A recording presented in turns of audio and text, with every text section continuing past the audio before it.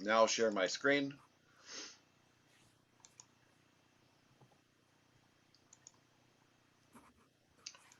From the beginning, please. Thank you.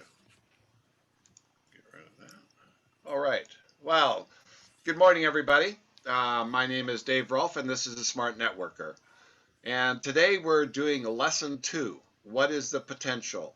And this is in the series of business success. And welcome to the call. So, by definition, potential means something that can develop or become actual. All right, can develop or become actual. So the new technology has the potential to transform the industry. So if he works the program, he has the potential to earn a good living. When he sells 10 systems, he has the potential to earn a nice bonus. If he goes to the party and there are lots of girls there, he has the potential of finding a girlfriend. If he stands in line long enough and gets there early, he has the potential of getting a new iPhone at a special reduced price. So potential is basically the idea of something that can happen if one does something. Now, when I say building this right, there is a technology of structure that must be understood, which when attained makes this business work automatically. Now, this potential is huge when you think about this as a solution to a problem or a desire. Now, ask this question. Would you be interested in earning a residual income of $10,000 per month? This is the potential. So the ability to answer and show someone becomes the skill. And it's based on understanding the technology of the structure of this style of business. And then that obviously can create cash flow and freedom. Individuals get involved with Nikan because they believe that they can get a benefit from doing so, and it's usually based on the potential that has been presented and that they can see it. So when I started, my personal budget was $8,000. So I needed to see that this business model had the potential of making that. Now, after speaking with a few distributors that had success, I was convinced that what I wanted would be created when the right work was done. So next I needed to understand what was required in terms of investment. We call this ROI, return on investment, i.e. products to buy and use, promotional material, home office setup, computers, whatever, and any other expense that may be required. And what was important was if I spent any money, when would I get it back? Or more importantly, what would I get back in return? I borrowed $3,500 and bought product, and the plan was I needed to sell the product, make a profit or not, but minimally get my money back, and that created volume to qualify. So the potential of that activity is important to understand and also explain. So this whole idea is quite normal for a business. And what you do is you look at what is needed. Why is it needed? And what will happen if you spend money and buy something that is needed versus not spent? So as an example, in a completely different area, I was going through a divorce and I couldn't touch any business cash flow or assets. And I needed to do something and I wanted to do something, so I thought I'd jump in and get involved in the stock market because that was totally disrelated. But I knew very little about this, and I needed the tools and the program and the software, etc., to make this work. So what I needed to understand was the potential of the expenditure. If I spend, what could happen? Best or worst case, like a little chart of an evaluation. And if I didn't, what would not happen? And the course I ended up cost about $4,000. Might have been more, but I think it was $4,000. I think there was a monthly fee as well. And I ended up making in the next 3 years about $1.2 million. Now that was a rate of return of 30,000%. Not a bad return, right? Now, I did not know that going in, but I had a desire, and if I followed the program, I would hopefully do well. Now, had I not done it, I wouldn't have made anything. So this is one of those important decisions and evaluations with regard to anything. Now, you could also call this the risk to reward. So as an example, every year at Christmas, Apple iPhone sales roar.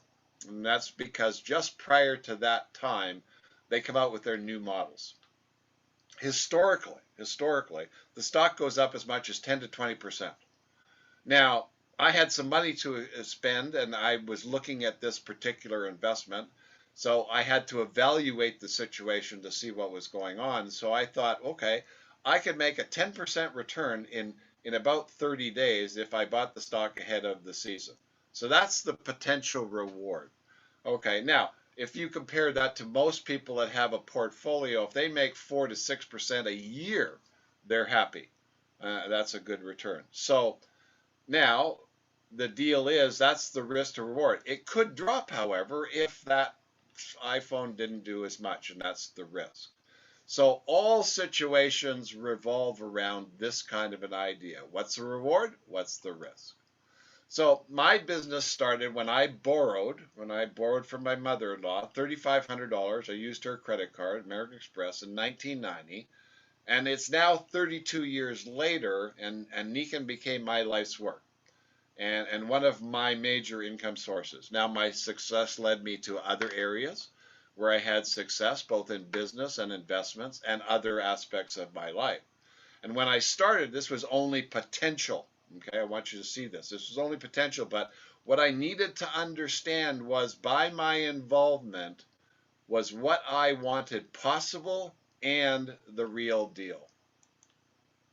Now, if it's meant to be, it's up to me was something that I'd learned elsewhere, but it resonated with me at that time, and I did. I was willing to do the work. I wanted to get what I wanted, and the key then became, what is the potential of what could happen here? Now, fortunately, I'd seen huge success by others in this industry over the years, so I knew it was possible. Okay, I knew it was possible. What I hadn't learned was what it was that I needed to do. So the key in this is, how do you relate the potential of what Nikon offers to the needs, desires, and wants that individuals have?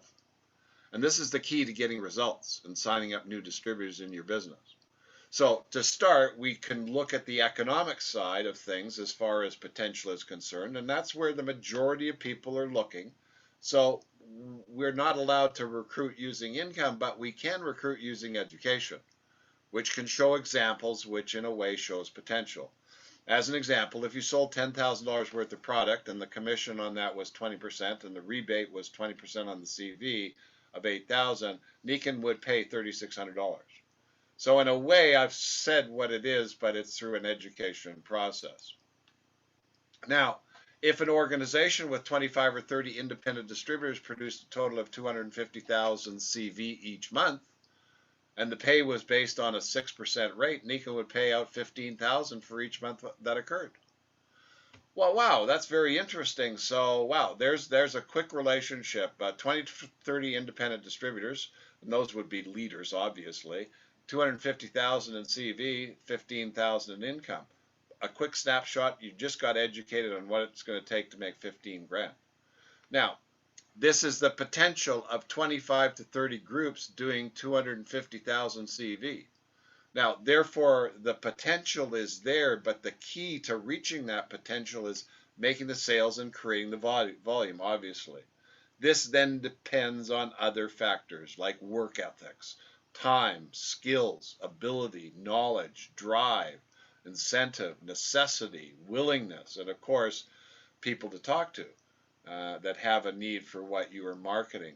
Although the people part's important, that's always a given, because it doesn't work at all if there aren't others to buy the products that you're representing. So therefore, it's really the other things that become important and need to be addressed. So the potential is there to earn whatever one wants, but the key to that is, how motivated are they to do the work? Because it's the right work that gets the job done. Now, what if they don't know what to do or how to do it? Well, doesn't matter how much potential there is unless there's a huge desire to work and learn what to do and then do it. Nothing will get done otherwise. So, a big aspect of learning here is knowing the value of the potential and then talking about that in a way that is understood so that one can apply and do the activities. Those that take advantage of potential can get the benefits of what the potential offers and works out to be. Therefore, in order to use potential, there must be a relationship of what one wants and what one sees. Now, as an example, new technology has been made it easier to climb Mount Everest, and now more people are reaching the summit using this new technology. You have a family to feed, you need to find a good job to work, and do you care about this potential? Probably not. However, if you were a climbing nut that and saw this and this was part of your life, then the potential of this new technology would more than likely cause you to take the next step. Okay, so what does this open up? So let's look at a different example. One where the individual has been trying to make a good living so far, but is barely making enough to pay living expenses or pay off past debt, and he or she wants to start a new family, and now they hear about this and a way to earn some money and at the same time allowing more time freedom, and so they can pursue other interests, that kind of an idea. And so now we have the potential of more money, creating interest and piquing one's attention to the point of being curious, okay? Then possibly jumping in and moving forward. So potential can play a role if the potential shown is desired, needed, and or wanted. In other words, does it fit, and can the individual see and understand the fit based on who they are and what they want? Does the individual understand that he has to do certain things to make it happen, and is he willing to do those things? So let's look at another area, like a benefit from the products being represented. Now, we know that one needs good water and minerals and hydration, and the PIMAG water system has the potential of providing those things if someone uses it, drinks the water, and keeps in a kind of a being healthy lifestyle, right? However, what if the person being talked to has no reality about hydration and drinking good water? Then, does this potential mean anything? Remember, information is as valuable as it can be related to other information. Therefore, we need to first create interest in the potential so that the person looking or being presented to can then evaluate the information and understand the benefits. But they must have the aha that the potential benefits are important. And if so, then more than likely action will occur to get them. Okay. So what other potential benefits could there be? Well, you could have time freedom, commute freedom, spending quality time with family, ability to travel on your schedule, ability to work when you want to work, ability to be your own boss, control that checkbook, ability to expense many life expenses as business deductions, what has to be done and what does one need to do to reach these potential benefits, the time involved or what's needed to make it work. So what has to be learned? What does one need to put up with to get there? What one doesn't like to do must in order to get there. All of these areas could be related to how the individual sees and understands the potential of what you're talking about or presenting. It seems that over time the most significant potential was economically based, income. They joined to make extra income or lots of income. And with income came the ability to choose what to do, when to do it, and these can be very important to some. With income came time freedom and the ability to control the checkbook, travel when one wanted, and the list goes on and on and on and on. But it's not the income that was giving the benefit, but the results of the activities being done and what was being accomplished, and these were in alignment with what the individual wanted when they joined. Therefore, the opposite is also true, in that if one doesn't get the benefit desired, they quit. Freedom, and this depends on their definition of the potential of time freedom, and for some was also an important potential. Again, if we compare being an independent distributor to someone who works in an office for 8 hours a day with a lunch break and a couple of coffee breaks, some hate this. So the potential of not having to work like that, but yet earning a good living, could be appealing to some, but not to everybody. The potential of long-term residual income was another. Now, this could be expressed in many ways, but how about working very hard for 2, 3, 4, 5 years to have a residual income for life concept? Incredible potential that could interest some. So obviously, the elimination of discomfort was a big benefit, with a good story that the potential became very important, one of the key pillars of workability. And this can be both personal and coming from a third party. And by third party, I mean, if this works, then look at the potential of the marketplace. And for example, the sleep industry is worth about $25 billion a year. Now that's a lot of potential. Would you like a piece of that? So this all boils down to the person that you are speaking with, their circumstance, and what they need and or want. Then how do you find out? Okay? And the answer is quite simple. You ask questions. But the key here is you will only ask the questions in areas that you know and understand, feel comfortable in talking about, and willing to explore and discuss possibilities. So now they will respond to your questions based on their desire and their interest to find out and then get the benefits. Their understanding and value of the potential is going to be based on what they need to do to get these benefits. And this then is very much related to what they know and what they think they must do, and where they are comfortable.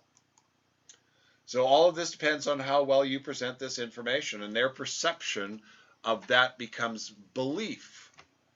Your intention, your conviction then play an important role. If you're sincere and provide credible information that's not hyped up, and that they usually will pay more attention to see if they can get what you're saying, because they want the potential that's available. So if you said to somebody that, how would you like to earn 10K a month, and the job required that you lived on an oil rig in the middle of the Gulf of Mexico for 6 months a year, what do you think the majority of the people you asked would respond? So in this example, I would think that the majority would not be interested. But another qualifier would be the people you are speaking with. Therefore, you also need to understand who you are speaking with in general, so that you can at least be in the same book to start. Getting on the same page of the same sentence may take some practice, but in time it will happen. There definitely would be some that would love to do that job. This then is the key to understanding how to make this work. You are looking for those that the potential of what you present is of interest, and they are willing to do what is necessary to go after it.